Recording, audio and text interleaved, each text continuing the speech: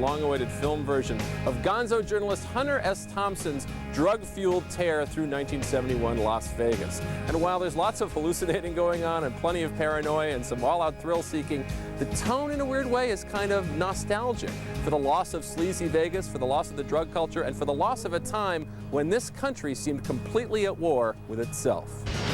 I want me to go to Las Vegas at once. As your attorney, I advise you to rent a very fast car with no top. Tape recorder for special music. Get the hell out of LA for at least 48 hours.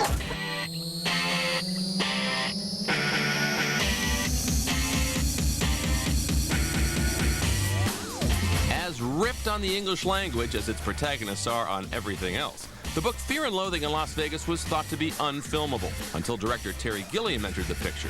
His visual inventiveness meshed with the book's manic energy, but he didn't sign up for the movie until Depp agreed to play Hunter S. Thompson.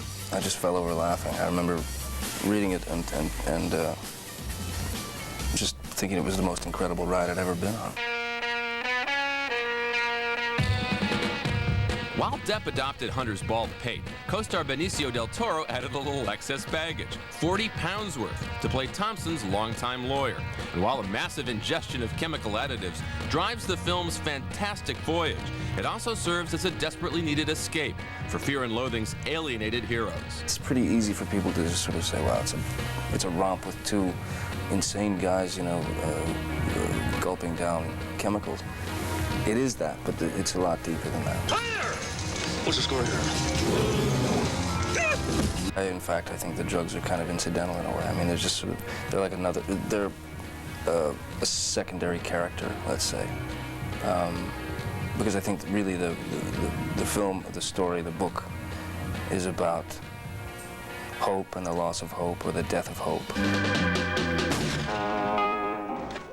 All right, you know, Johnny says he spent lots of time hanging out with Hunter S. Thompson preparing for this role, and that preparation really shows in his stuff like that. Just sort of, yeah, your normal male bonding type stuff, I guess.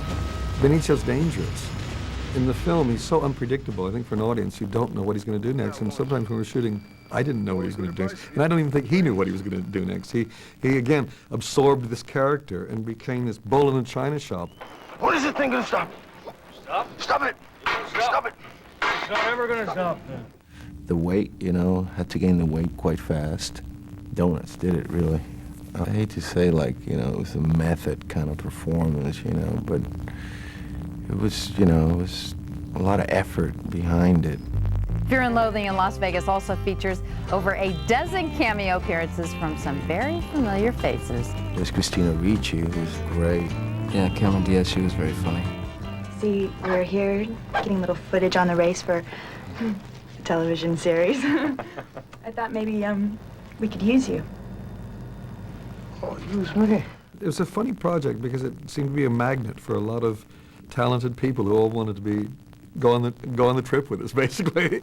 I think the overall theme to the film is what Hunter very wisely wrote in the book, which is buy the ticket, take the ride.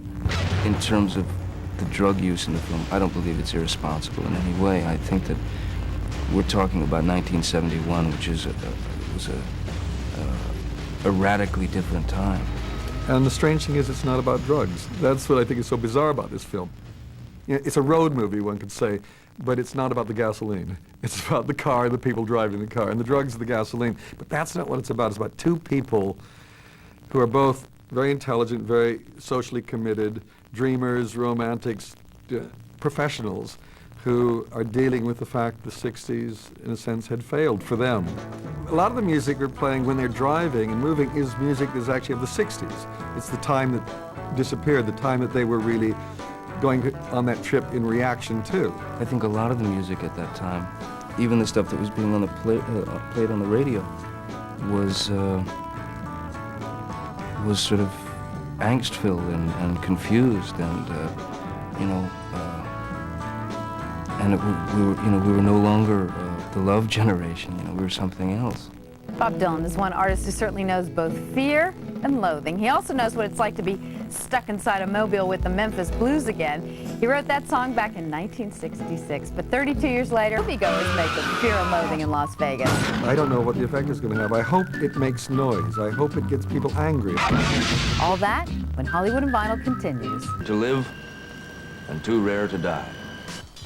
Johnny Depp, Benicio del Toro, and director Terry Gilliam go gonzo in the screen adaptation of Hunter S. Thompson's Fear and Loathing in Las Vegas, plus music from Tom Jones on this edition of Hollywood and Vinyl. Now, one of the biggest challenges director Terry Gilliam faced with Fear and Loathing in Las Vegas was bringing to life the chaos and carnival atmosphere of Las Vegas that writer Hunter S. Thompson describes so vividly in his book. She's a lady. Whoa, whoa, whoa, she's a lady.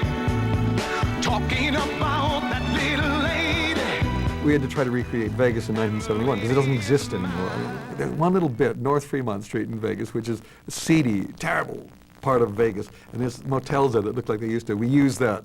Circus is a major scene in the book. They wouldn't allow us near their place, so we had to build our own place called Bazooka Circus, and it gave me a chance to make a circus that is hell on earth. I think Vegas has grown up a lot since then, but is exactly the same beast that it was then. People become monsters in Vegas. They turn into monsters. In a split second, it's frightening. And so, in a sense, we became more literal. So when the lounge lizards appear, they are lizards, and they're chameleons, and they're iguanas. It's said in the book and in the movie, they're looking for the American dream. They're going to, it's a savage journey to the American dream. And maybe that's what, the American dream is just like fake. It could very well make some people mad, which is fine. I think that's good. I think it's healthy.